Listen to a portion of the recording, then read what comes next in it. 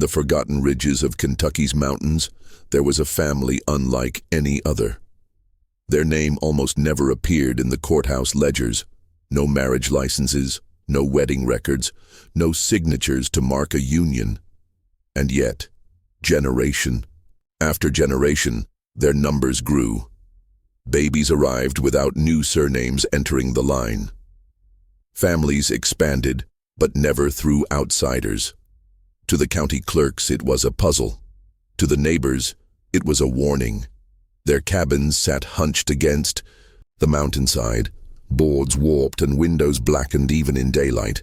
Curtains never stirred, doors never stood open. Smoke would curl from their chimneys at dusk, but no one ever saw them gather in town. No one ever heard their laughter at church picnics.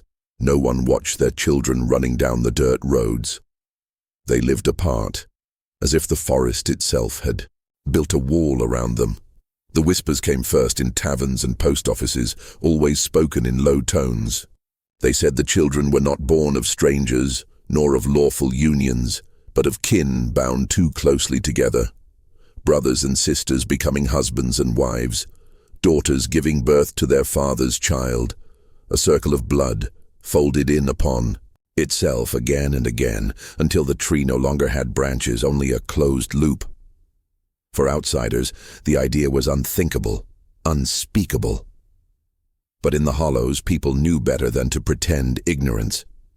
They would tell their sons, "Don't look toward that ridge, don't follow their girls home." They would tell their daughters, "Don't play with those children, don't even say their name too loud." Because in that place, silence was survival. No written law had touched them. No preacher dared climb the ridge to protest. And so the family grew in darkness, protected not by walls, but by a rule stronger than any statute. You do not ask, and you do not interfere. Those who tried, strangers, census men, the curious, rarely came twice. They left with notebooks half-filled, questions unfinished, and a look in their eyes that said they had glimpsed something they would never write down. The family lived like shadows, but everyone in town knew the truth. This was a bloodline with no outsiders, no exits, and no escape. By the late 1800s, the outside world had begun to brush against the hollow. Schools were being built in valleys where none had stood before. Teachers, young women sent from towns, or men hired by the county, traveled into the ridges with slates and chalk, ready to bring order to the scattered cabins. It was then that the whispers of inbreeding stopped being rumor and began leaving traces on paper. The teachers noticed first. Children appeared in their classrooms with names that didn't seem to belong to them. A boy introduced himself as James, but when the family Bible was brought forward, his name was written as John.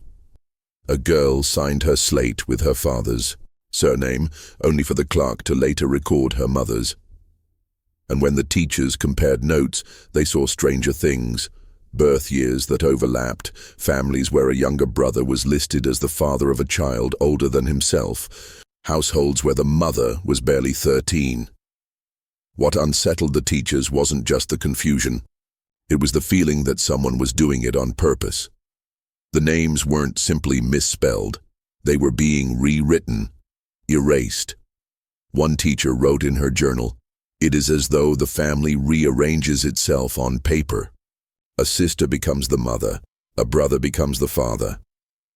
Then, by the next record, the roles have changed again. There is no truth to be found, only what they decide to tell us that day. When the census takers came, the problem grew worse. Government men trudged up into the hollows, notebooks in hand, and left with more questions than answers. On their ledgers, next to the family name, they often scrawled in the margins, "Unclear relation." Some left entire columns blank, unwilling to record what they suspected. Others tried to press for clarity, only to be met with silence. The family spoke little, answered less, and their dark eyes seemed to warn against further questions. A few bold census workers wrote the truth plainly. Brother listed as father, sister listed as mother. But those records often disappeared, lost in county offices or quietly filed away as errors. The official record of the hollow remained fractured, deliberately broken, like a mirror that never reflected the whole face. Meanwhile, the whispers spread. In town, people noticed that the children arriving at school carried the same round faces, the same pallor, the same hushed way of speaking. None looked quite like outsiders, yet none looked entirely different from one another either. A farmer passing through said, "They all have the same eyes, big, wide, and hollow. Like the light, don't touch them." But the most disturbing evidence was not in their faces. It was in the way their names slipped through history like smoke. A preacher who tried to keep records of baptisms found that no matter how carefully he wrote, his notes never matched the courthouse ledgers. In one, a child named Sarah appeared as the daughter of William and Mary.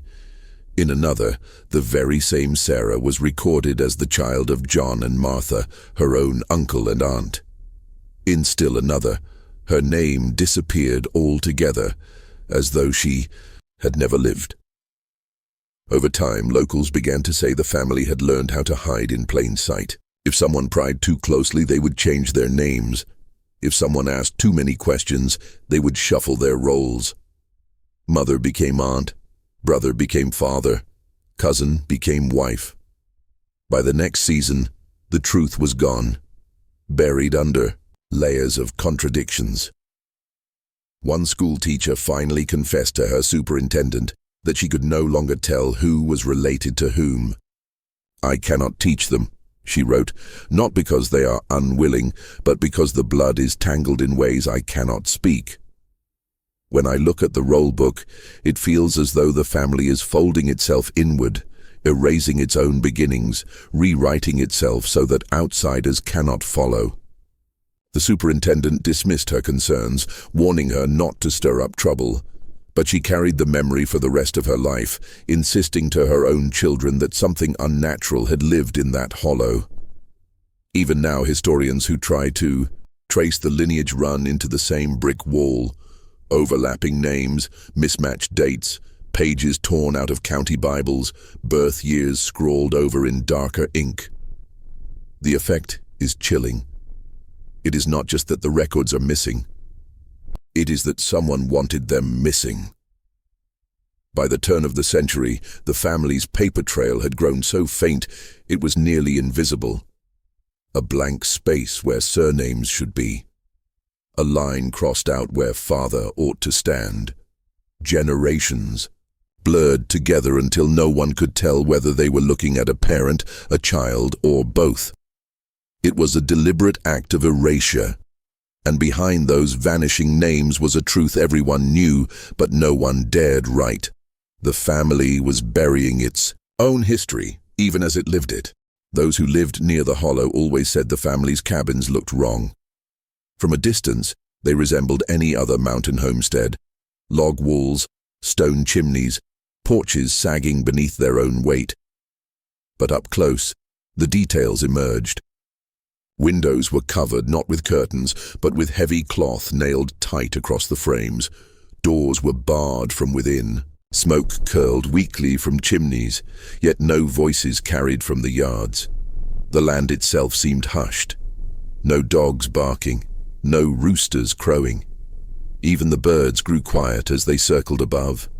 Neighbors would pause at the tree line and feel a pressure. In the air, a silence so deep it made the hair on the back of their necks rise. The family called it home. Outsiders called it the House of Shadows. Those brave or foolish enough to wander closer often returned shaken. One farmer swore he saw children watching from cracks in the shutters, their pale faces pressed against the wood. Their mouths opened like they wanted to speak, he said, but no sound came out. Just staring. He never walked that ridge again. Another man told a story of passing by one autumn evening. Lantern light flickered through the nailed cloth, and he heard the murmur of voices inside. Many voices, overlapping, chanting in tones too low to catch. It wasn't laughter, and it wasn't song. It sounded like prayers, he whispered, but not to any god I knew. Most terrifying of all was the account of a traveling preacher who approached the cabin after hearing rumors of sin. From the dirt road he saw 3 young women standing on the porch. Each was heavy with child. Each looked nearly identical, their hair hanging loose, their eyes wide and glassy. He raised his hand in greeting. None responded. They only stared, motionless, until he turned and fled. Later, he told the sheriff what he had seen. The sheriff shook his head. "Best not to repeat it," he warned. "Some things ain't meant for the record." The house itself seemed complicit in the silence. Neighbors said that when they passed at night, they sometimes saw shadows moving across the curtains, figures pacing back and forth or gathered together in a circle. But no music played, no voices carried. It was as if the house itself swallowed every sound. Over time, stories of the House of Shadows spread across the valley. Children dared each other to walk near it, only to run screaming when they caught sight of pale faces staring from the windows. Hunters avoided the ridge entirely, convinced that whatever lived there was cursed, and yet the family endured. They grew, multiplied, and kept to themselves, as if the silence was a fortress that no law or preacher could break. What unsettled outsiders most was the sameness of the family. The men bore the same sunken cheeks, the same vacant stares. The women's faces blurred together, daughters and mothers indistinguishable from one another. It was like looking at copies of the same person, one neighbor said. Like someone had taken a single mold and pressed it over and over again. Some swore that in the lantern light their features seemed to shift, eyes too large, mouths slightly twisted, skin waxy and pale. Was it trick of the shadows, or the mark of a bloodline that had folded too many times upon itself? Whatever the truth, those who witnessed it never forgot the sight. By the early 1900s, the family's silence had become a wall thicker than any built from logs. Outsiders knew not to ask questions. Officials knew not to press too closely. And anyone who dared step onto that porch, into that house, came back changed, if they came back at all. The House of Shadows stood as a monument to secrecy. Its windows sealed, its voices hushed, its doors locked against the world. A place where mothers, daughters, and sisters blurred into one. A place where silence spoke louder than words. And yet, for all its silence, the house left echoes. Echoes in the minds of those who saw it. Echoes in the official records that never told the full story. Echoes in the frightened whispers of neighbors who lowered their voices when the subject arose. The family wanted no witness. But the shadows themselves bore witness, and the shadows never forgot. The truth of the family might have vanished entirely if not for a few fragile scraps of paper buried in courthouse ledgers. In 1912, a county clerk stumbled across something he could not ignore. A string of birth certificates, all bearing the same surname, repeated over and over. At first glance, it seemed nothing unusual. Large families were common in the mountains. But as he read deeper, the entries began to unravel. Mothers and fathers were listed as siblings. Some certificates marked the father as unknown, while others bore pencil scratches in the margins, small notations that read invalid or incorrect relation. In several cases, the same name appeared as both parent and child. The more the clerk studied, the more the bloodlines folded back on themselves, a circle rather than a tree. He locked the papers in a drawer, unsettled, and considered writing a formal report. But he hesitated. Who would believe it? Who would dare put such accusations into official record? For weeks he carried the weight of those documents like a stone in his pocket. Then one night, the courthouse caught fire. The blaze tore through the archive in minutes. Volunteers rushed to save deeds and tax rolls, but the clerk noticed something chilling.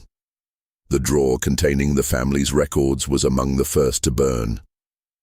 And when the fire was out, no trace remained.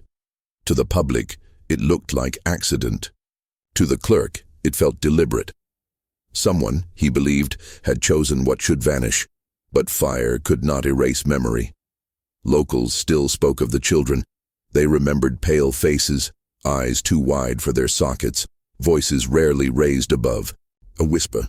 Teachers who tried to enroll them complained of blank stares and trembling hands. "They don't know how to be children," one wrote in a private diary. That diary, unlike the county records, survived. The whispers spread beyond the hollow. Journalists passing through town heard rumors of a family with no beginning and no end. A few attempted to trace the lineage, but they always hit the same dead ends. Missing documents, vanished names, birth years that contradicted one another. One paper trail circled back so tightly that the researcher scrawled across the margin, "Impossible. Daughter cannot also be mother." And still, the family endured. Each generation carried forward the same features, the same silence, the same uncanny sameness.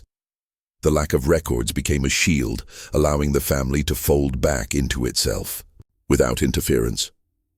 Officials shrugged, neighbors turned away, and what might have been exposed instead became buried deeper.